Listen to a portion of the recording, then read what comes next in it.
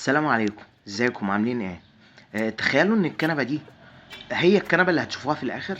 عايزك بس تتابع معايا 5 دقايق وهتتفرج معايا على الكنبه دي. دخل عليا زبون قال لي الكنبه دي عايزه تتعمل.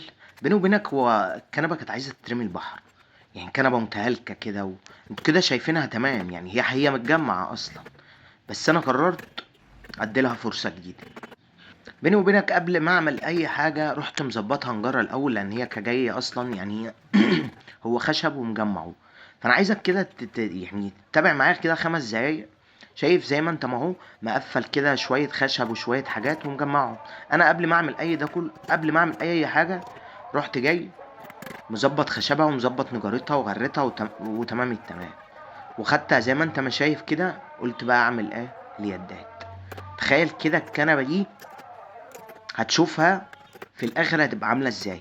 دي كنبه اهي بلدي. تابع معايا.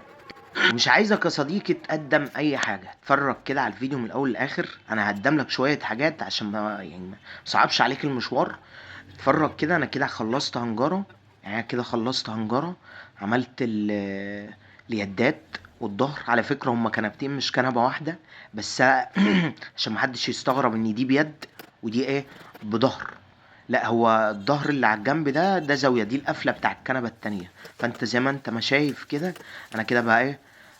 بس يعني بظبط الخشب بتاعها الاول وبعمل لها النجاره. بعمل يدات وبعمل ظهور.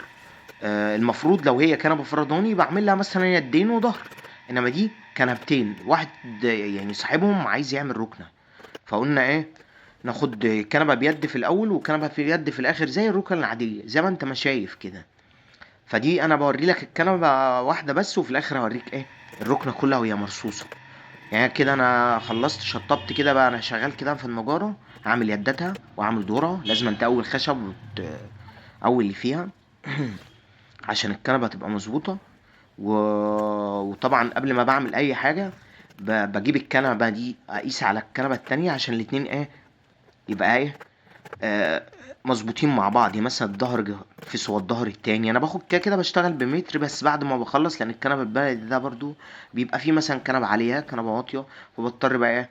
اجيبهم جنب بعض واقيس واقطع. طبعا زي ما انت ما شايف هو كنبه خرده. عايزك بس تتابع معايا لحد ما اخلصها. اتفرج عليها 5 دقايق بس، مش هاخد من وقتك. اهو انا كده شغال في اليدات دي. انا بعمل خزن اهو زي ما انت ما شايف. بعمل خزن. دي الخزن بتاع التنجيد. يعني انا كده قويت ظهورها. عملت كدادة فهضطر اعمل بقى خزن لعدي من تحتيها القماش عشان الناس اللي مش فاهمة تبقى يعني ايه؟ تبقى شايفة الشغل ايه ماشي ازاي. نبقى مع بعض واحدة واحدة كده لحد ما نخلص الكلام. افرجكم على الركنة كاملة في الاخر. كده أنا خلصت نجارتها. اضطر اعمل الصدور. طبعا زي ما انت ما شايف كده. انا بقى بسمر الخشب بتاع اليد وبتاع الظهر في الوش، فلازم انا اسويه.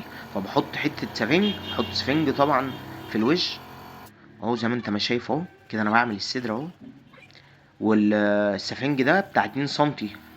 2 سنتي بعلو الخشب. فكده هتطلع كلها مسطره واحد. انا كده هعمل الصدر واخش ايه؟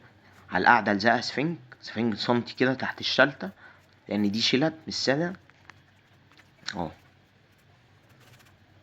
كده بحفف كده وبظبط الصدر. وكده لزقت، بشوف الحاجات اللي ما اتلزقتش وبكملها. يعني شغل يدوي من اول للاخر. عايزك بس تتابع معايا وتتفرج. ولو انت مش عامل اشتراك اعمل اشتراك عشان بيقابلنا حاجات كتير وبنجدد حاجات كتير. طبعا بيجيلنا انتريه بيبقى مثلا شكل تاني، شكل قديم بنطلع الشكل الجديد. كنبه بنعدلها، كرسي بنعدله. طبعا في ناس ما اتفرجتش على الفيديو. انا منزل فيديو والله الفيديو ده ما خدش حقه. يعني انا كنت منزل الصالون ده كان قديم. والله الصالون ده كان عايز يترمي الزباله. حرفيا كان بايظ. فانا خدته وعدلته بشكل طلع شكل 2026 و27 كمان. فالناس اللي مش ما اتفرجتش عليه يا باشا خش اتفرج. انا معدل فيه حاجات كتير قوي ومعدل الشكل بتاعه. فانا صراحة همنتج الفيديو تاني وهمنتج الصالون ده تاني وهنزله كده كامل. انا منزله على جزئين.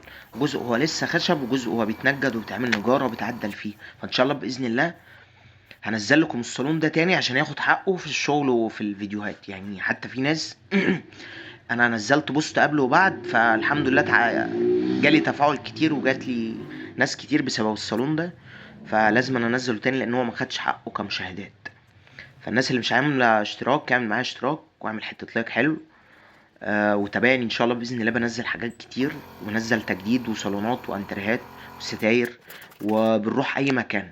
الحمد لله بنروح اي مكان، لو شغلك فين ممكن نروح، لو حاجه تستاهل هجيلك، مش حاجه تستاهل اقول لك يا باشا شوف صنايعي جنبيك يركبها يعملها كده. فزي ما انت شايف كده انا عملت القعده اهو، انا بنجد القعده وبعمل تلبيسه. الناس اللي في ناس كتير انا بعمل لها تلبيسات انتريه صالون كراسي سفره، اي حاجه الحمد لله تبع التنجيد بتخصنا. يعني دخل عليا زبون قال لي انا عايز انجد، عايز انجد الحيطان دي، والله نجدت الحيطان كلها. فيعني الحمد لله بنعمل اي حاجه. الناس اللي مش عامله اشتراك اعمل حته اشتراك ولايك، لان بيجيلي تحف كده، انا بعمل تحف كده الحمد لله. يعني في شغل كده بيبقى قديم ومتهالك انا بعمل منه حاجه، وده الحمد لله الحمد لله يعني ثقه مش غرور. انا راجل واثق من شغلي واثق من نفسي فعارف انا بعمل ايه. فالناس اللي مش متابعه كده اتفرج، هتقابلك حاجات هتعجبك ان شاء الله باذن الله، وده طبعا بالحب يعني. زي انا كده خلصت القعده اهو زي ما انت معايا شايف اهو، خلصت القعده وهشتغل بقى في اليد. انا عايز اصلا الفيديو طويل، فانا في حاجات هقصها كده وهجيبها لكم على طول سريع سريع عشان ما نطولش. انا كده بس شغال في اليد اهو، كده انا بخيش اليد. بخيشها قماش عشان ما بشتغلش بيبقى قماش قديم فايض بتاع، افضل من الخيش. يعني افضل من الخيش، خيش خفيف شويه، فالقماش القديم ده حلو. يعني بيجيلي انتريه قديم عايز يتجدد، فبروح جاي عامل ايه، باخد القماش بتاعه ولو صاحبه ما سالش عليه تمام. صاحبه مش عايزه بناخده وبنشتغل بيه، بنخيش بيه.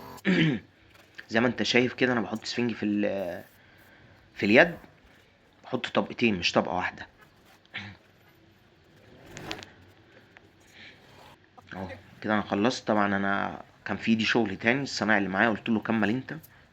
انا كده حطيت سفنج جوه، حطيت سفنج على اليد من بره ومن فوق. الكابوستا لازم تبقى سفنج تقيل محمل، لان دي بيبقى عليها حمل. طبعا الكثافه اللي بنشتغل بيها 35 و40، من 33 لحد 40 عشان الناس تبقى عارفه وفاهمه.